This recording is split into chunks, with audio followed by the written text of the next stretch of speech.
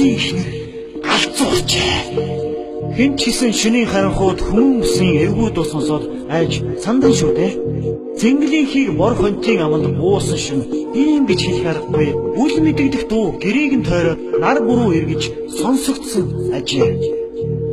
Цэнгэл өөрөө муучгүй амчин хүн хойно амтан дуугарч бол амтахгүй. Гэвч тэр дуу ямар нэгэн амтных гэж хэлхийн аргагүй байжээ. Тэгээд хоёр нохоон дотор зарлсхийн дуу ойрхон гараад байгаад огт туцахгүй байсан бүр хачирхалтай. Эхнэр нь юу дуугараад байна вэ? Би хайгаад байна гэж үс хизгээ зулгаах нь холгүй айж сандраад хоёр хүүхэд нь ээжигээ даган айж орлоход цэнгэлийн дотор үрж харанхуйж байж. Ядахтаа саяхан цэргээс ирсэн дүүн хантай байсан бол бас учиртай.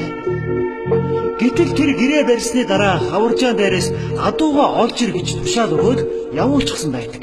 Цэнгэл дэви ядахтаа заавал ярсны дуу гэхэд арай чанга ондоо юм да. Бас өмнөд гэхэд их өөр гэж гайхшиг суужээ. Түрүүчийн гэрийнхээ гадаа олс ихэд зогсож байхад энэ сонин муухай дуу гарсан бөгөөд тэгэхэд цэнгэл гөлгөн чонл олж байна. Дээд хотны магсрын хүүхдүүд саяхан нэг чоны үүрийг тоноод гिचиг чоныг нь буудчихсан юм гэдэг. Тэгээд ихгүй болсон амтан айл бараадаад ölж байхгүй юу да гэж санаагаараа буудсан боловч удалгүй өөрөө хүртэл эвгүйцээд гихтээ явж орхисон юм санаж. Толгойтой ус арзаймаа гэн хуйлах давхадсан ийм дуу ямар амтнаас гарч болох вэ гэж толгоогоо гашилт бодсон цэнгэл. Ямар ч байсан амтных биш. Харин хүнийх байж болох. Хүнийхтэй бүр улангасч галзуурсан хүн л ингэж хачин мухай орлох байх та гэж өөрөө өөртөө дүгнэлтийгээд юудаа ч ихнэр хүүхдээ тайвшруулъя гэж бодон 3 зай угсардаг орос гарч хилдэндээ аваад уугаа мөрлөн гарахтаа нэг хий буу тавиад үзье гэж боджээ. Гэтэл хоёр нохоо гэрийнхээ хаяанд ирчихсэн таслаж гэнэ. Бараг гэртээ дайж орох нь олгүй зогсож байх үзэл бүр самгардан золтол буцаад хүүгээд орчихсонгүй лээ. Шүний их талд юу ч үл харагдах бөгөөд нөгөө аимшигын амтны хоолоо хяхах мэт инээснээ их их татан уйлах айдан сонсогдсоор байлаа. Цэнгэл ямар ч байсан дуу гарч байгаа зүг рүү бууга багцаагаар нь чиглүүлсэн бай. Гохыг нь дарж орлоо. Тэгтэл чихт өчрөөсөө их чимээ гарч эргэн тойрон намжин болсноо.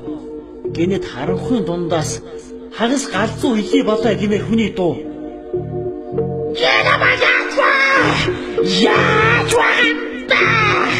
Улам чангаар зүрхэн уйлах сонсогч байж. Бараг нүд юм харахаа болоод чихэнд юу ч дуулахаа бол айжчихсан цэнгэл. Хөөгдсөн мэт гэртээ унаж тусах нь олгүй явж ороод хаалгаа ангин төвчжээ. Авгаан гэрлүүгээ хүүхмэд ойртож байгаа хачин хүний орилоо бархнааныг сонсоод тэр дороо ухаан алдан унаж хүүхдүүд нь улам чанга чарлан уйлаллаа. Тэгтэлч нөгөө хачин дуутай амтын яг гэрийнх нь гадаа ирчихээр хоёр нохоог нь хүү татан идэж байгаа мэт чимээ гарч байжээ. Цэнгэл хичнээн айсаж үртхэн гисэндээ хэдэн хүүхдээ араар нь хийж аваад буугаан үүд рүү зүглүүлэн гохыг нь дарахад бэлтэн сууж байдаг. Гэрийн гадаа хоёр нохоо нэг зүйл рүү хард хурдхийн дайрч сонсогдоод гинэт морин төвөргөө гарч дооchi гэж нохоо занах танил дуу үхэрмал мөөрг мэд шинээ сонсогджээ. Гэвч үүлнэд итгэх зүйлээс айж зүрхэнд нь хий орсон цэнгэл хаваржаар руугаа явсан дүүгээ орж ирдэл гадагшаач гарсангүй. Буугаач доош нь буулгасангүй. Дүүн орж ирвэлцээ гэр доторх мундай сундаг айдлыг үзээд оргодол хулгайч дээрэмч орж ич үүмэлчээд яваа юу гэж боджээ.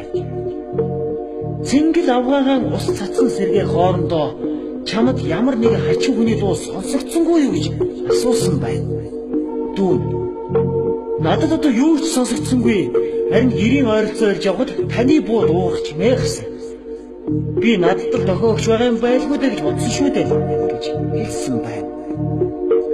Энэ явдал нь үнэхээр бодит тохиолдсон явдал бөгөөд цэнгэлийн авгаа түүнээс хойш хий юм дуудаад ирлээ гэж орилсон. Галзуурсан гашуун түүхтэй. Гэхдээ дээрх тохиолдол нь хүнд тийм ч муу юм зүйл хүргэж чаддгүй зөвхөн хий тоо чимээл бөгөөд Монгол орны өргөн уудам тал их бай өвчин хаан чимэрхүү дуу чимээ шингэсэн газар захаас аваад байдаг тул мэдэж явахад илүү төхгүй эзээ сонсогчдоо.